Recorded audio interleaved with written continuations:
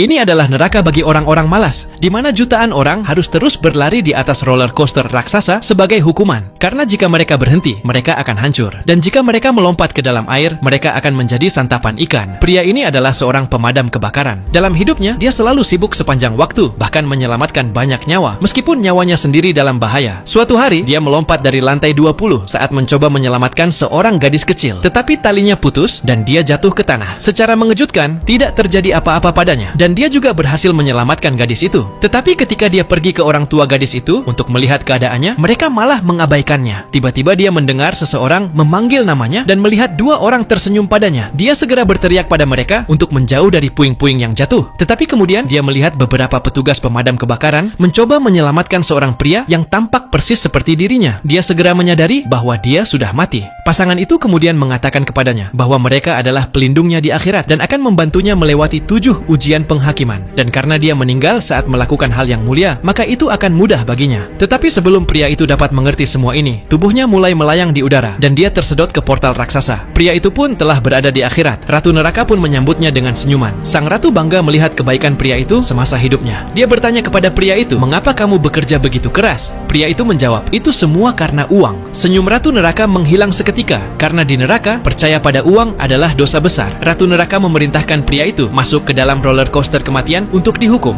Melihat ini, utusan neraka dengan tergesa-gesa menarik rakit kemudian memanggil cermin ilahi, meminta ratu neraka untuk melihat kehidupan pria itu lagi. Ternyata pria itu memiliki 5 pekerjaan dalam hidupnya. Setiap hari setelah bekerja, dia akan pergi ke restoran untuk bekerja sebagai pelayan. Di akhir pekan, dia akan mengantarkan barang, membersihkan kamar mandi, dan bahkan bekerja sebagai sopir. Dia bekerja sangat keras untuk ibunya dan adik laki-lakinya yang masih sekolah. Ratu neraka sangat tersentuh oleh pria itu, sehingga dia akhirnya membebaskannya.